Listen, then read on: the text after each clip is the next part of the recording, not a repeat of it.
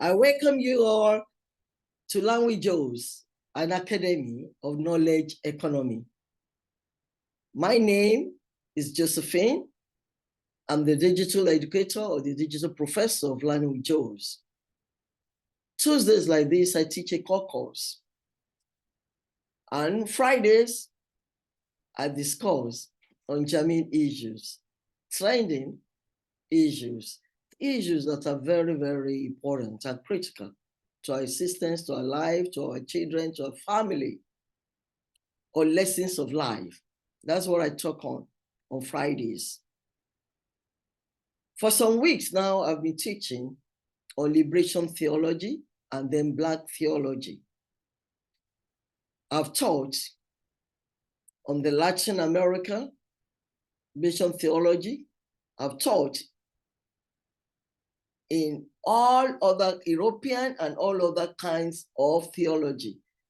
Basically, when we talk about Black theology, we even talk about James Cone's weight and everything. If you check my videos of past teachings on Tuesdays, you will see all this.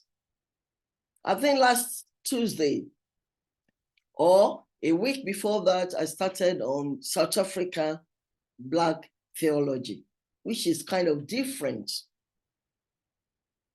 from the Black theology of the Latin America, or that one that is observed in the United States of America. I'm rounding up on Black theology in South Africa today with the third wave. I call it the third wave of Black theology in South Africa. So if you are still interested in liberation theology, Black theology, and things like that, you can contact me directly, either via my email or through your comments from the description link. If you're interested in the PDF, which you will pay for at least, or you just want one-to-one teaching, or you want an explanation on any of the teachings, I'm open for you. You can talk to me, and I'll be glad to explain to you. From next Tuesday, I'm starting another course. This time around, I'm starting on theistic arguments, or we say theistic debates. If you've been following my teachings and live from philosophy of religion to other courses, I keep on mentioning theism, atheism. So now the debate, which is a long-running debate, and I don't think I ever end, because as long as we have agnostic, we have naturalism, and we have atheistic, and we have people who are theism, who believe in the existence of God, because it's a supernatural thing. For you to believe there is a God you cannot see, that means you believe in the supernatural things. And there are others who do not even believe in the existence of this God. They either say the God is dead, or there's nothing like that, no evidence, no empirical data to prove that God is there. They fall in the line of atheism. So we call them atheists, and for those who believe, we call them theists. So these debates or arguments that have been ongoing between those who believe in God and those who do not believe in God is what I'm going to start by next Tuesday. Maybe I start with the kind of general introduction to now go later on into what is theism, what is atheism, introduction of it, and then we go on from there. But I'm ending today everything to do with Black theology, with the third wave of Black theology in South Africa. Before I continue, please let's join LearnWithJoes.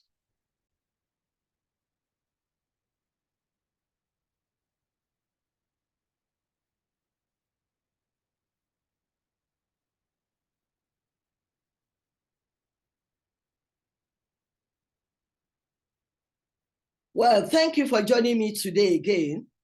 And today is so important, like I said, we're in April now, And this is the very first Tuesday of April. The very first Tuesday of April. We thank God for all the activities of March. If you remember, March is so special to me because precisely March 21st is a Tuesday too. I celebrated my platinum birthday. I mean, my 70 years birthday, 70. I thank God for my life. I thank God for all your greetings, birthday greetings. I love it.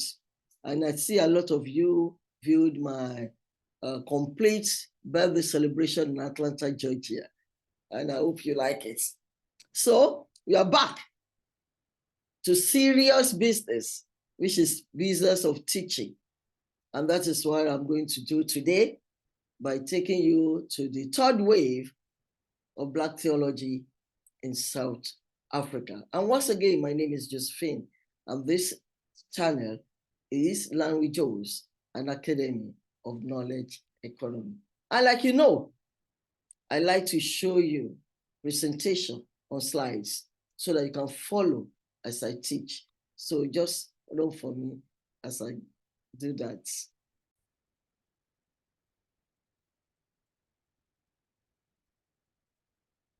Black theology in South Africa, a third wave of Black theology. Wow. A third wave of Black theology is needed to set a new agenda for Black theology beyond apartheid, race, and color.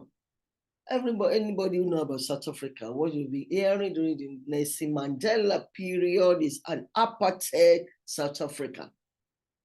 So they need to set a new agenda beyond the apartheid, beyond race, beyond color.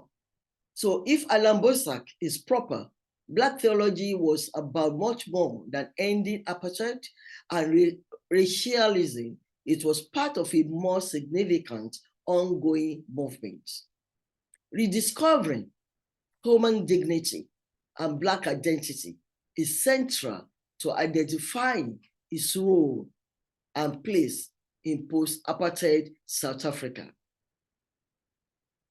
Bosak identifies human fulfillment and wholeness, humanity and humanness as core to the gospel truth. He quotes an African proverb in Sesotho, Motoke, Motoka, Bato, Babag. I'm sorry, I'm not from South Africa, so my diction of the way I pronounce that Sesotho proverb might not be exact, I might not do it. But what it means is this: I am human only because you are human, which means dignity and identity in South Africa have to be rediscovered in the context of the community in which the value and significance of the others are reaffirmed. You know, a lot of things happened during the apartheid period. Honestly, core value certain thing, what they saw people were really the way they have been dealt with. Some of them have lost their dignity, they've lost their identity. So they need to rediscover their identity and their dignity. It continues, Bosak continues, Black theology also speaks of the discovery of being a human being. What does it mean to be a human being? That is, it is fundamentally about what it means to be human. Definitely, human beings were different from animals, other animals. And from biblical perspective, we all believe that God made us all, male and female, He created us.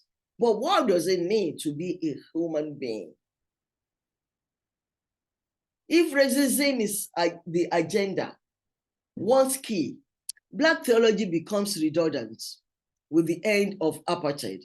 That is, if basically they were thinking about racism, those differences, those racial discrimination alone, then when the apartheid ended in South Africa, there will be nothing there for them to talk on the Black theology. So racism is based on identifying characteristics that distinguish different races, such as skin color, eye color, hair type, customs, language, religious beliefs, and more. Racism was one of the forms or phases of apartheid, but its roots lay much more profound. Apartheid was a social construct in which self-approbation emerged from the negative valuation of the other. The most basic presupposition of Black theology is about human dignity and Black identity. We set it apart from liberation theology. Because when we talk about liberation theology, if you have been following my lectures, you will know what I'm talking now is different from it. Black theology united different African ethnicities and gave South African people a sense of unity and identity. Black theology provides a communal sense of identity that can bring about a cohesive sense of national identity in context of post-colonialism, tribalism, ethnocentrism, and the new racism of xenophobia. Black theology in South Africa united tribal ethnicities under the banner of the common sense of the struggle, without a unifying cause, an attitude of them, and we can develop a climate of perceived limited economic resources. Let's take, for instance, xenophobia, which is happening even between the South African Blacks and other Blacks from other Black nations. Broadly means a fear of what is unfamiliar, particularly of the other, who is different and therefore perceived as a threat. And mostly it's because they're perceived as a threat to their economic stability. As a result, an attitude of them and we is perpetuated. So it becomes them and we. So it is a response to the fears held by the hegemonic majority to the possibility of a loss of identity that enforces a cultural hegemony by controlling people's worldview that depends upon material forms, economic relations, and cultural hegemony. It is this aggressive oppression of the other based on preserving a perceived threat to national identity. Xenophobia is about the loss of respect for the diversity of humankind, and so fundamentally about the loss of human dignity.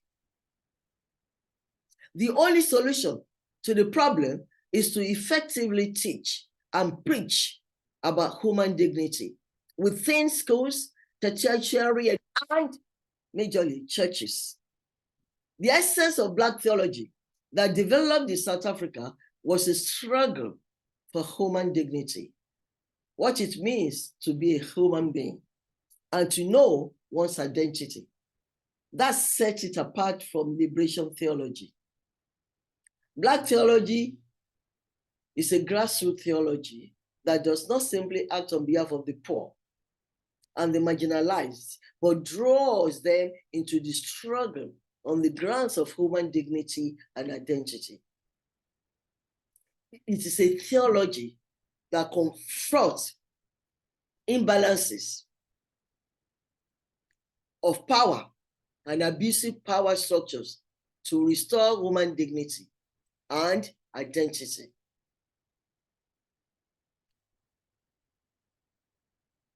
The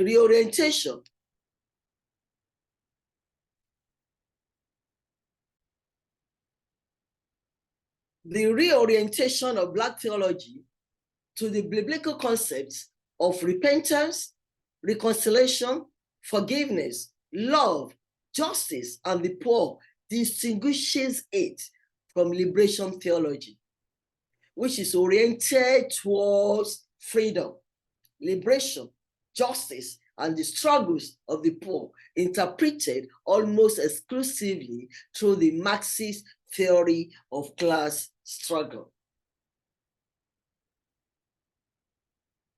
On the contrary, The Black theology struggled against the construct of one person or ethnic group as superior and the dehumanization of the other, who is viewed as inferior.